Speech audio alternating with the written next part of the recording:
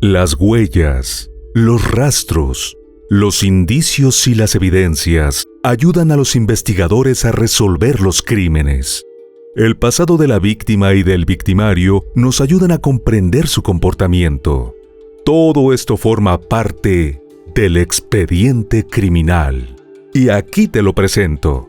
Soy Ángel y te doy la bienvenida a este canal. Antes de empezar con el video, recuerda suscribirte y activar la campanita para que recibas una notificación cada vez que suba algo nuevo. Tampoco se te olvide al terminar dejarnos tu me gusta. Sin nada más que agregar, acompáñame a conocer todos los detalles de este expediente criminal. El caso de la familia Bamber. Para contar correctamente la historia de los Bamber, primero tenemos que introducir individualmente a cada uno de sus protagonistas, empezando por el patriarca de la familia. Neville Bamber nació el 8 de junio de 1924 en Surrey, uno de los 47 condados de Inglaterra. Durante su juventud, trabajó como piloto de la Real Fuerza Aérea, conocida también por sus siglas en inglés como RAF. Y más adelante, luego de su jubilación, se desempeñó en el ámbito judicial como juez local en el condado de Essex, donde vivía con su familia. Después de la guerra, el expiloto conoció a una mujer llamada June Speakman, nacida el 3 de junio de 1924 en el distrito de Maldon, Essex, quien para ese entonces trabajaba como secretaria. Ella quedó impresionada con el apuesto Neville, cuya estatura sobrepasaba el 1,90 m, mientras que él quedó fascinado con su belleza clásica. En 1949 se casaron, y June adoptó el apellido de su esposo luego del matrimonio. La primera casa de la pareja fue una cabaña situada en Wash Lane, al este de Inglaterra, donde vivieron por un tiempo. Pese a que disfrutaban de una buena posición económica, la felicidad de los Bamber no era completa, pues tenían el sueño de volverse padres. No obstante, luego de muchos intentos fallidos, decidieron finalmente que su mejor opción era la adopción. Poco después le dieron la bienvenida a la nueva integrante de su familia, Sheila Jean Bamber, a quien todos llamaban Bambi por cariño. Nació el 18 de julio de 1957 y fue adoptada por Neville y June cuando era una bebé de apenas 3 meses. 4 años después, el matrimonio se dio cuenta de que quería expandir su pequeña familia de 3, por lo que en junio de 1961 adoptaron a su segundo hijo, un bebé de 6 meses, nacido el 13 de enero de ese año. El niño, llamado Jeremy Paul Marsham, fue rebautizado por sus padres como Jeremy Neville Bamber. Los dos hermanos crecieron en una finca de 162 hectáreas, conocida como White House, la cual estaba ubicada al final de una calle privada en la localidad de Tolenswood Darcy. Además de la casa familiar principal, los Bamber también eran dueños de una variedad de terrenos y propiedades por todo el condado de Essex, dentro de las cuales alquilaban espacios para caravanas.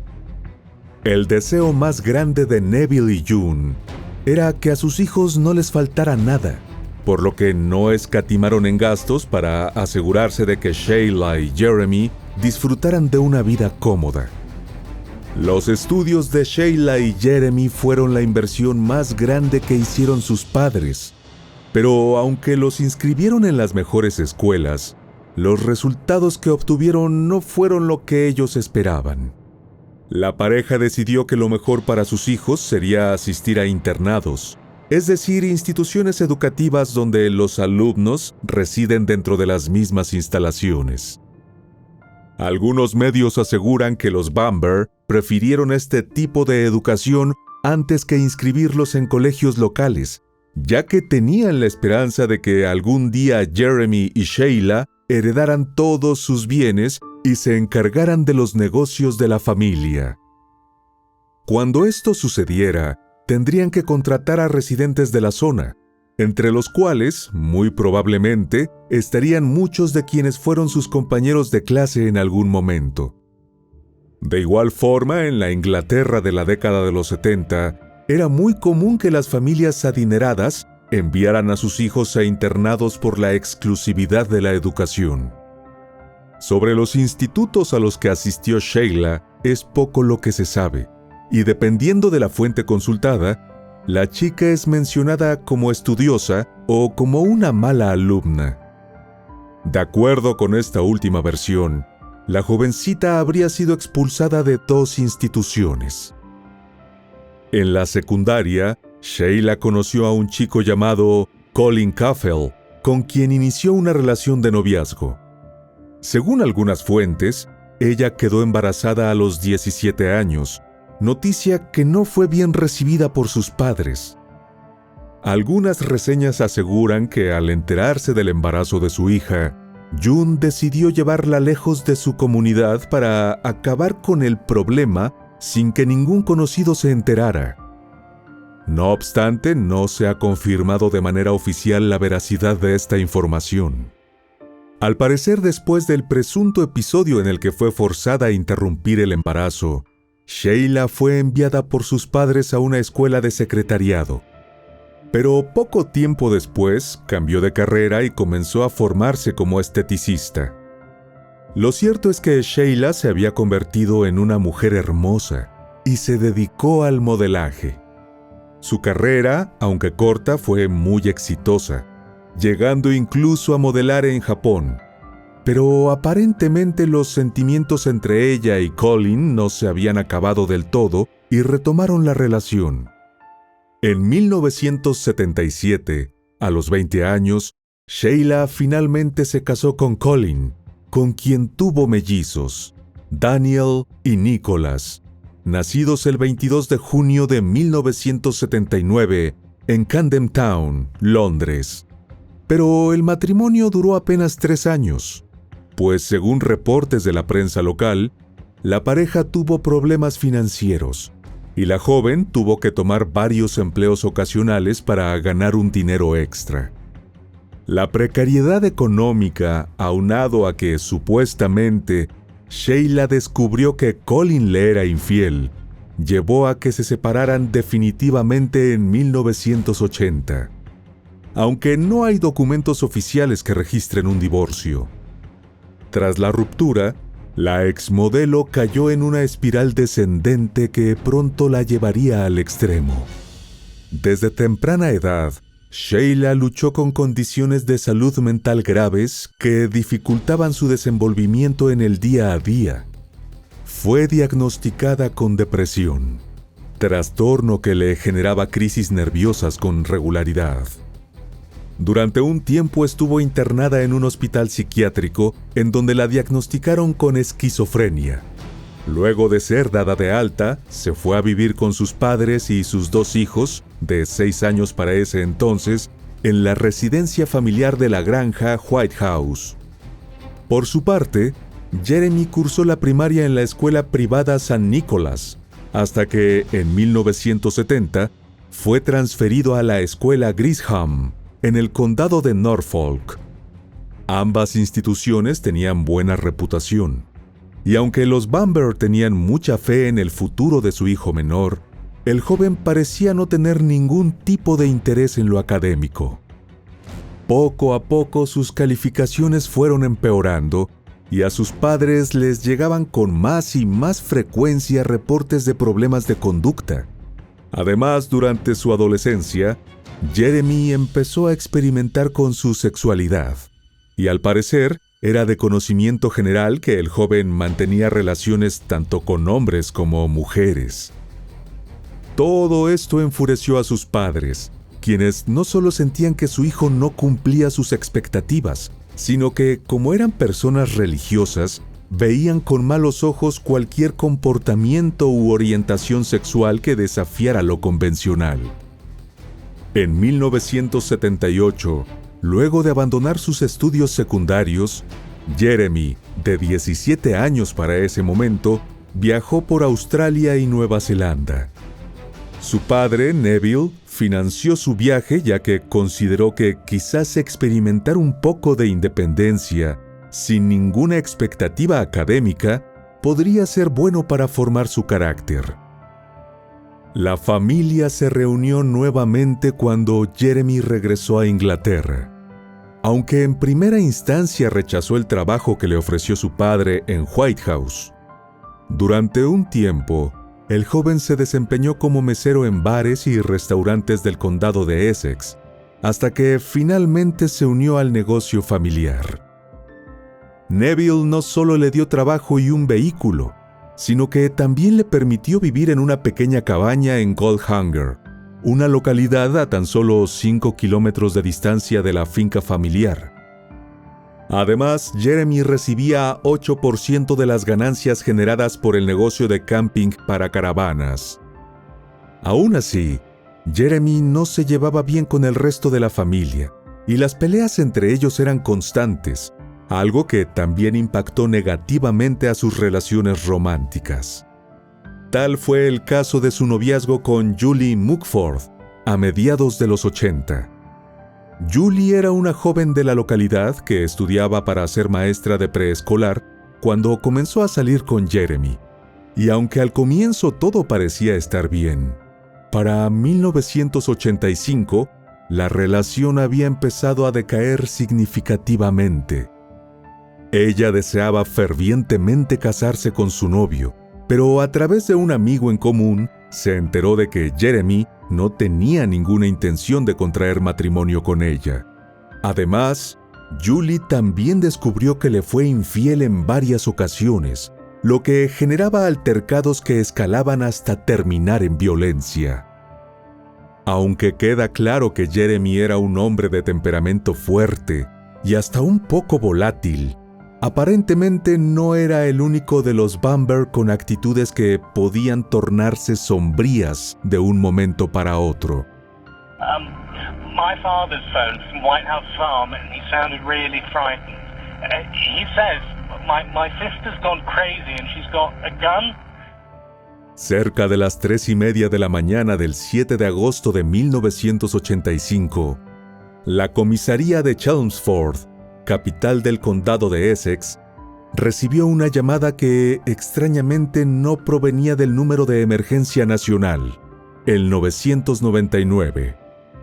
Quien se puso en contacto con las autoridades fue Jeremy Bamber, de 24 años, para reportar con voz temblorosa que hacía unos minutos que su padre Neville lo había llamado desde la finca familiar no muy lejos de su domicilio. De acuerdo con los registros telefónicos de ese día y a la declaración del funcionario que lo atendió, Jeremy afirmó que su familia era atacada por su hermana mayor, Sheila, a quien supuestamente le había dado una grave crisis nerviosa. El joven agregó que en medio de la llamada con Neville, escuchó un disparo y segundos después se cortó la comunicación. Cuando intentó volver a llamar a la casa de sus padres, la línea daba como si estuviera ocupada. El agente le indicó a Jeremy que se dirigiera a White House, pero le advirtió que no entrara al domicilio hasta que llegaran las autoridades.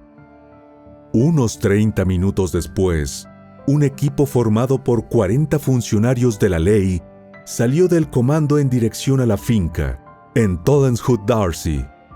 En el camino se cruzaron con Jeremy, quien viajaba por su cuenta en su auto marca Citroën a una menor velocidad, por lo que llegó algunos minutos después que la policía.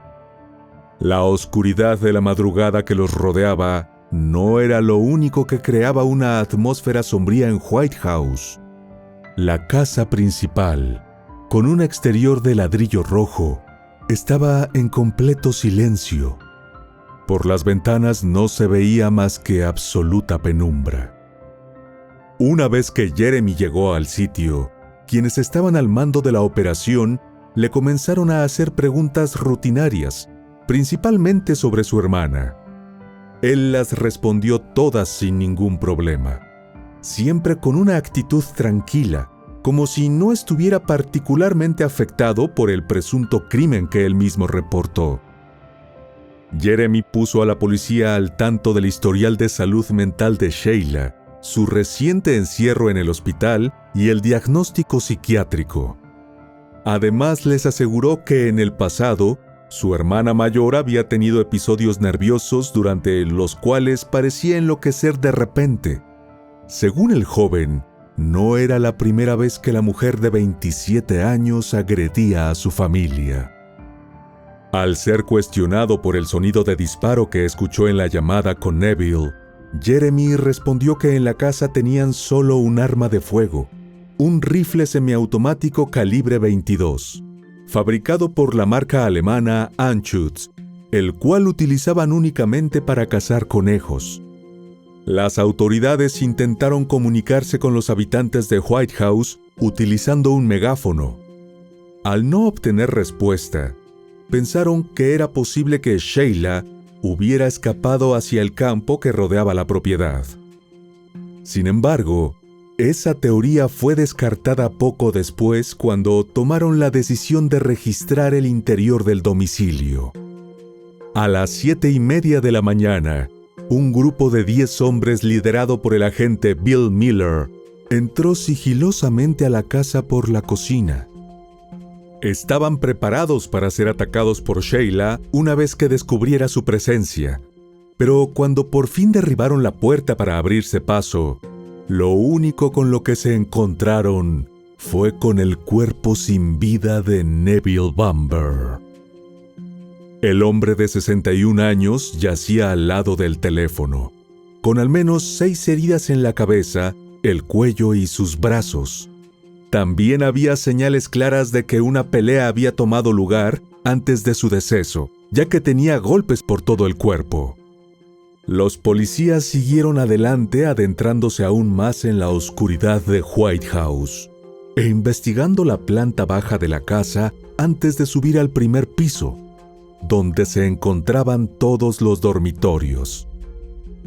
Los siguientes cuerpos que encontraron fueron los de los hijos de Sheila, Daniel y Nicholas, de tan solo 6 años. Los niños estaban acostados en la cama que compartían. Nicholas había recibido 3 disparos. Daniel, quien todavía tenía el dedo pulgar en su boca, había recibido 5. Al parecer seguía dormido cuando fueron atacados. Más adelante, en la habitación principal, hallaron a June, vestida con su ropa de dormir y tendida en el suelo. La madre de los Bamber presentaba 7 heridas de bala, una de ellas entre las cejas. Dentro del mismo cuarto, cerca de la ventana, estaba el cadáver de la presunta autora de los atroces crímenes, Sheila. La mujer también estaba vestida con un camisón para dormir, tenía marcas de golpes en el rostro y 2 heridas de bala en el cuello y la mandíbula. En el suelo junto a ella se encontraba el arma, con el cargador vacío y la culata astillada, como si se hubiera utilizado para golpear a algo o a alguien con mucha fuerza. Al lado había una Biblia. Horas más tarde arribó a la escena Thomas Taft Jones, el investigador asignado al caso en aquel entonces, para quien resultó evidente que estaban lidiando con una situación de violencia familiar llevada a cabo por una mujer con una salud mental increíblemente inestable. Debido a la apresurada conclusión de las autoridades sobre los hechos, la investigación que se realizó en el lugar donde todo sucedió no fue cuidadosa y tampoco exhaustiva. Rápidamente se llevó a cabo el levantamiento de los cuerpos y se registraron las ventanas y puertas del domicilio, las cuales no habían sido forzadas. Además, ya que Thomas y su equipo de especialistas habían dictaminado la naturaleza del incidente, quienes recolectaron las evidencias lo hicieron sin utilizar guantes, incluso el rifle que se usó para cometer los crímenes. Peor aún, no se examinó ninguna superficie para hacer el levantamiento de huellas dactilares y tampoco tomaron las de las víctimas, mucho menos las del único sobreviviente de la familia Bamber, Jeremy. Según posteriores reportes, las autoridades revisaron el domicilio sin poner ningún tipo de cuidado en su trabajo. Limpiaron las manchas de sangre de las paredes y retiraron la ropa de cama, alfombras y el colchón de los gemelos. Toda esta evidencia fue quemada junto con otras pruebas recolectadas un par de días después. No obstante, pese a la negligencia de las autoridades, el equipo de médicos forenses del Ministerio del Interior, al mando del especialista Glynis Howard, sí realizó los análisis reglamentarios a los cuerpos de los 5 fallecidos. Los informes de las autopsias revelaron datos cruciales que podían cambiar la forma en la que el caso estaba siendo tratado. Empecemos por Neville, la primera de las víctimas encontradas por la policía. Como ya mencionamos, el padre de familia, un hombre bastante alto que gozaba de buena salud para el momento de los hechos, presentaba signos de haber estado en una pelea física con su atacante momentos antes de perecer. De inmediato esto llamó la atención de los especialistas, ya que su hija medía 1,70 m de altura y era de contextura delgada, por lo que resultaba poco probable que ella hubiera podido ganar una pelea contra Neville. Este descubrimiento puso en duda que Sheila fuera verdaderamente la culpable de quitarle la vida a toda su familia, incluidos sus 2 hijos.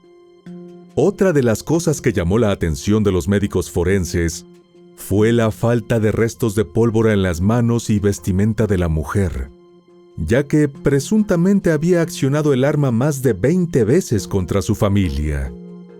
Algunos medios también mencionan que la medicación que se le había recetado a Sheila por su trastorno mental presuntamente la atontaba, alterando significativamente sus niveles de coordinación.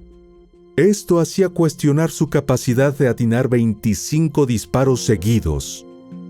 Además, el cuerpo de la exmodelo no mostraba ninguna señal de forcejeo o lesiones más allá de las que provocaron su defunción.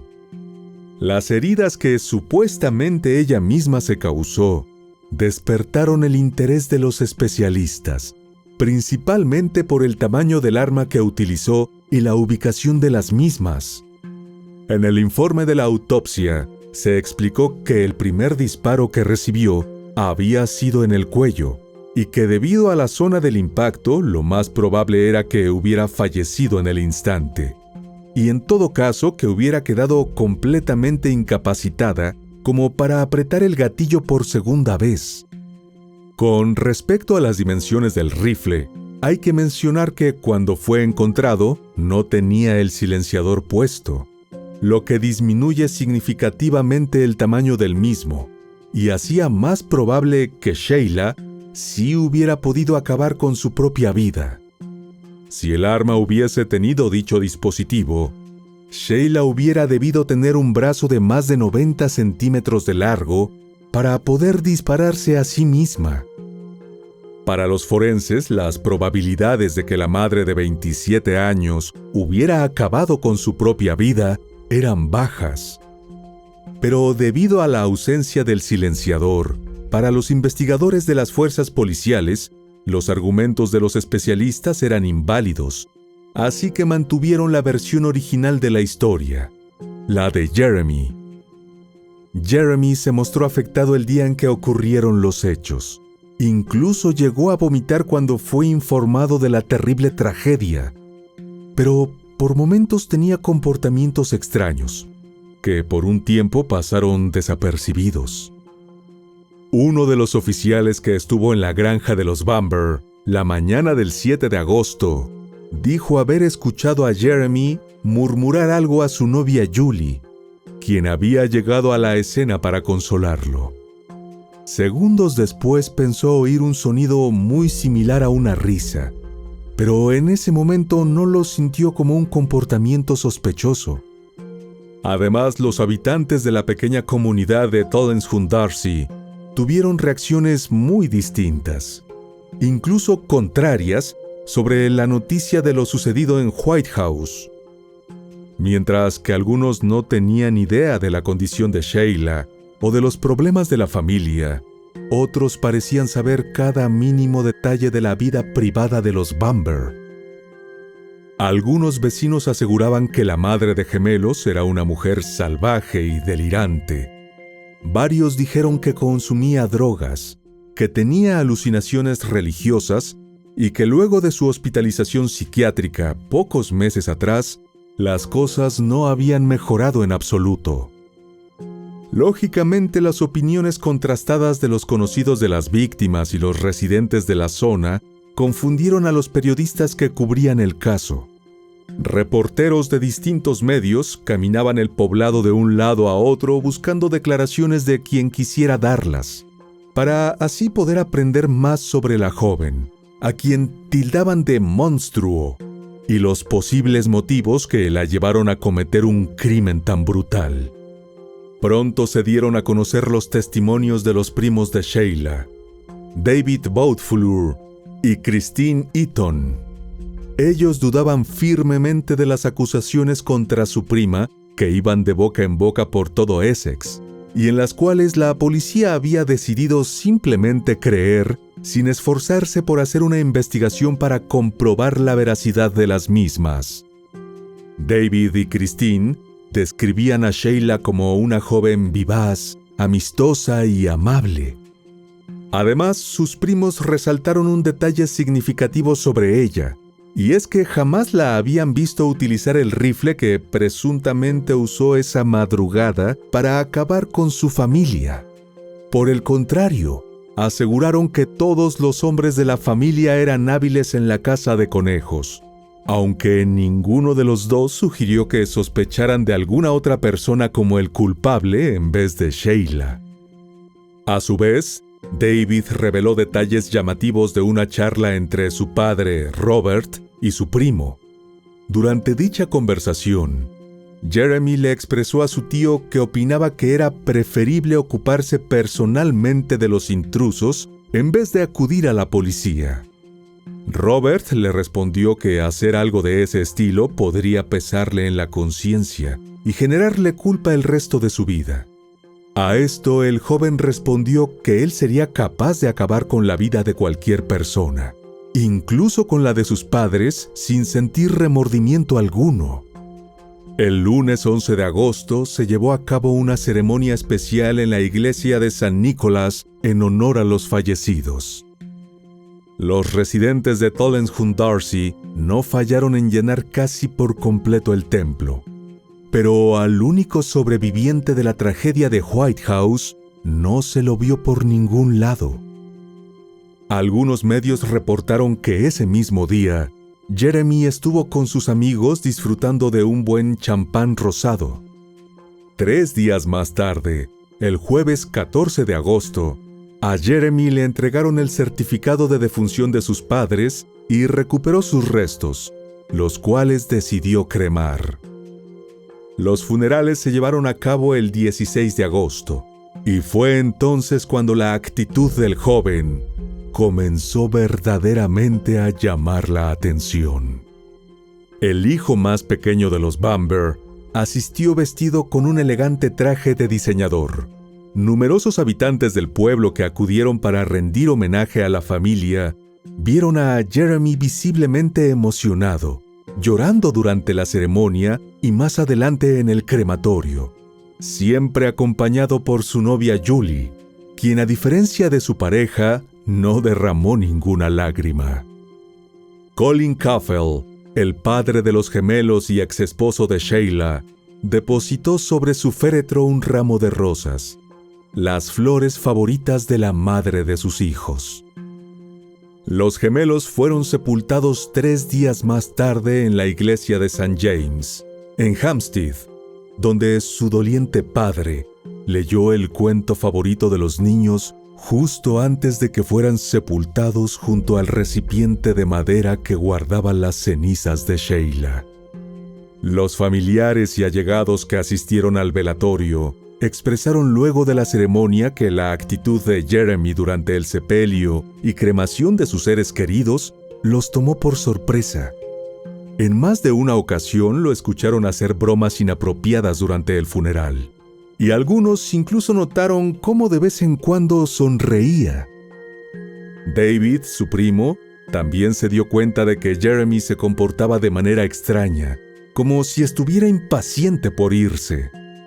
Aseguró que no paraba de ver su reloj y que en algún momento le dijo a Julie que ya se tenían que ir.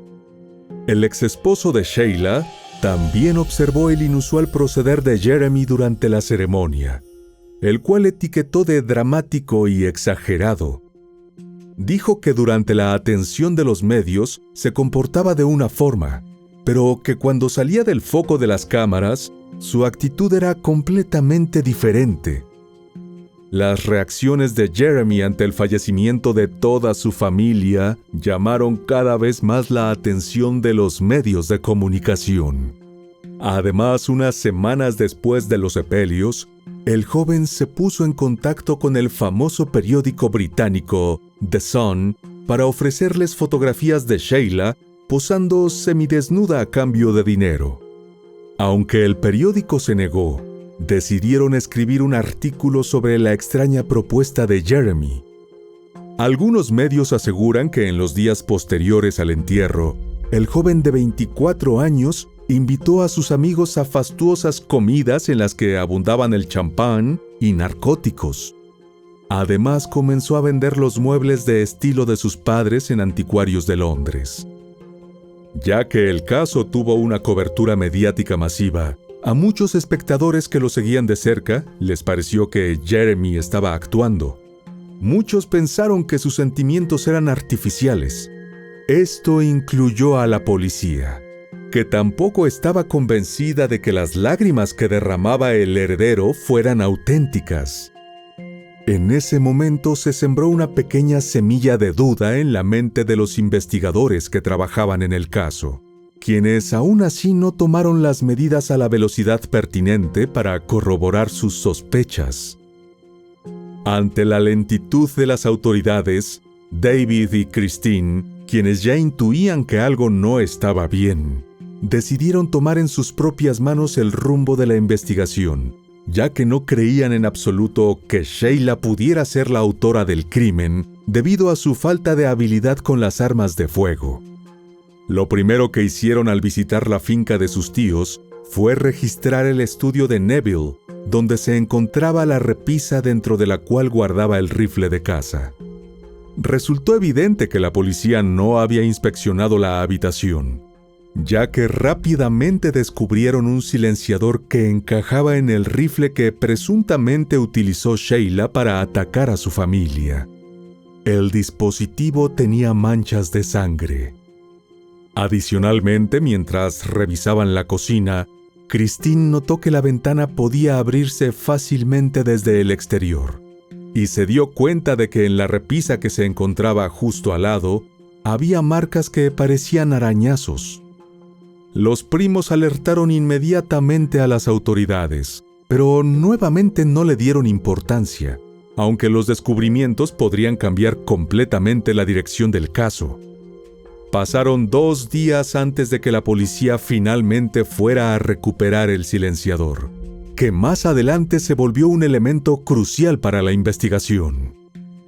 Todo cambió el 8 de septiembre de 1985, en el momento en que Jeremy fue arrestado por la policía de Essex en su apartamento de Londres, bajo cargos de robo. Resultó ser que una semana antes del suceso, el joven había robado y cometió actos vandálicos en el negocio de la familia en el parque de caravanas de Ousey Road, aunque en ese momento fue pasado por alto. Lo que muchos no sabían era que Jeremy tenía un extenso historial delictivo, pero no dentro de Inglaterra. Durante su viaje por Australia y Nueva Zelanda, se había metido en problemas por tráfico de heroína, robo de joyas e incluso robo a mano armada, motivo por el cual tuvo que acortar su visita por Oceanía. Sin embargo, a los pocos días fue liberado bajo fianza y decidió que era un excelente momento para tomarse unas vacaciones en Saint-Tropez, en Francia. Extrañamente, Julie no lo acompañó en esta ocasión, ya que aparentemente la relación se había visto afectada por la muerte de la familia Bamber. En cambio, Jeremy viajó en compañía de su amigo Brett Collins, a quien conocía desde la escuela secundaria. Julie parecía cada vez más trastornada por lo sucedido, y a finales de septiembre, cuando su novio estaba todavía de viaje, decidió que era momento de hablar con la policía de Essex y revelar todo lo que había mantenido oculto hasta ese momento. La joven confesó que Jeremy había planeado durante meses el asesinato de sus padres, su hermana y sobrinos, y que su meta era cometer lo que él llamaba el crimen perfecto. Narró el profundo odio de Jeremy hacia June, a quien siempre se refería de manera despectiva, y que incluso le aseguraba que no quería volver a verla jamás. En esos momentos, Julie le sugería que quizás lo mejor sería cortar los lazos con su familia, pero su respuesta fue que si hacía eso, perdería mucho dinero. También indicó que su pareja originalmente había pensado ir en bicicleta desde su pequeña cabaña hasta White House, ya que en ese medio de transporte se podía movilizar velozmente. En investigaciones posteriores, se confirmó que uno de los caminos que pudo haber hecho Jeremy se recorría en aproximadamente 15 minutos. Julie añadió que al principio su plan era drogar a sus padres, quitarles la vida con el rifle y luego incendiar la casa. Pero luego descartó esta idea ya que no recibiría mucho dinero del seguro de la casa, dentro de la cual había un reloj antiguo de mucho valor que le interesaba conservar. La noche anterior a los sucesos, el 6 de agosto de 1985, Jeremy llamó a Julie para decirle con mucha urgencia que si no lo hacía en ese momento, jamás lo iba a hacer. El joven colgó el teléfono antes de que ella pudiera responderle. Aunque Julie sabía lo que su novio planeaba, no le avisó a la familia Bamber sobre el peligro inminente, y a las 3 de la mañana recibió nuevamente una llamada de Jeremy, quien le dijo que no se preocupara, pero algo había salido mal en sus planes en la finca. Justo antes del viaje del joven a Saint-Tropez, Julie le expresó a su pareja que se le estaba dificultando mucho guardar silencio y que el conocimiento de lo que había sucedido le pesaba sobremanera. La respuesta de Jeremy fue simple. Dejó en manos de la angustiada joven la decisión de entregarlo o no a las autoridades. I feel something for him, but I just think he's a very sad man. El comportamiento de Julie, quien siguió siendo novia de Jeremy incluso sabiendo lo que había sucedido el 7 de agosto y luego de su detención el 8 de septiembre, resultó muy extraño para los investigadores. Sin embargo, no fue cuestionada al respecto hasta más adelante, durante el proceso judicial. El oficial que recibió la denuncia de Julie, Michael Ansley, tras revisar el caso en detalle luego de dicha declaración, se dio cuenta de que sus compañeros habían actuado de manera incompetente y cometieron numerosos errores durante la investigación inicial. Jeremy y su amigo Brett volvieron a Inglaterra el 30 de septiembre, y al día siguiente, el 1 de octubre de 1985, fue arrestado por el cargo de asesinato múltiple. No fue hasta un año después, el 2 de octubre de 1986, cuando comenzó el proceso judicial contra Jeremy Bamber, el cual tuvo lugar en el Tribunal de la Corona de Chelmsford. El juicio fue presidido por el juez Sir Maurice Drake. Aunque originalmente Jeremy quiso contratar como defensor a Sir David Napoli, uno de los abogados más famosos de Inglaterra, debido al costo de sus servicios solo logró pagarle para que supervisara su defensa, la cual estuvo a cargo de Geoffrey Rivlin. La fiscalía fue representada por el fiscal Anthony Arledge. La fiscalía no perdió tiempo en describir con lujo de detalles el brutal ataque de Jeremy en contra de su propia familia, y criticó severamente la incompetencia policial a la hora de procesar la escena del crimen y recolectar la evidencia. Anthony sostuvo que más de la mitad de los disparos habían sido realizados a quemarropa, lo que demostraba malicia, y argumentó que Jeremy era plenamente consciente de que con su familia fuera del camino, él se convertiría en el único heredero de una fortuna valuada en 436,000 libras esterlinas, el equivalente actual a 552,431 dólares. El fiscal también dijo que Jeremy se aprovechó de la condición mental de su hermana para atribuirle el crimen, y que haberse presentado en la escena minutos después que la policía había sido un engaño para asegurar su coartada. Jeremy se declaró inocente de los 5 asesinatos y acusó a su novia Julie de haberlo culpado solo por resentimiento, alegando que ella estaba molesta porque él no se quería comprometer. Más adelante testificaron los primos del acusado, David y Christine, que como ya mencionamos, fueron quienes descubrieron el silenciador. Sus declaraciones resultaron ser un obstáculo significativo para la defensa de Jeremy, y el accesorio del rifle terminó siendo de gran importancia durante el resto del juicio. Sin embargo, el momento más impactante llegó cuando Julie Mugford subió al estrado, ya que ella compartió con el tribunal lo mismo que había revelado a la policía. Julie contó que después de quitarle la vida a toda su familia y engañar exitosamente a la policía, Jeremy la abrazó y le dijo al oído que debió haberse dedicado a la actuación. Esta fue la frase que el policía escuchó que murmuraban después del crimen y que mencionamos al comienzo de este video. Julie también reveló que 2 semanas después, mientras cenaban, ella le expresó a su novio sentirse culpable por lo sucedido. Jeremy le respondió con una amenaza, indicándole que no hablara con nadie sobre el asunto porque, según él, no había nada por lo que debieran sentir remordimientos. Cuando el fiscal finalmente la enfrentó con el hecho de haber guardado silencio sobre lo ocurrido y seguir al lado del acusado, Julie respondió que Jeremy le dijo que ya que ella estaba involucrada en los crímenes por conocer la verdad, su destino iba a ser el mismo que el de él. Como ya mencionamos, el silenciador se convirtió en un elemento crucial a la hora de hablar de la evidencia, ya que desde el momento de su descubrimiento hasta el comienzo del juicio, se le habían realizado análisis que revelaban que los restos de sangre que tenía pertenecían a Sheila. Este hallazgo fue crucial, ya que indicaba que era imposible que Sheila se hubiera quitado la vida con el silenciador puesto en el arma, ya que con la pieza su longitud aumentaba a más de 1 metro.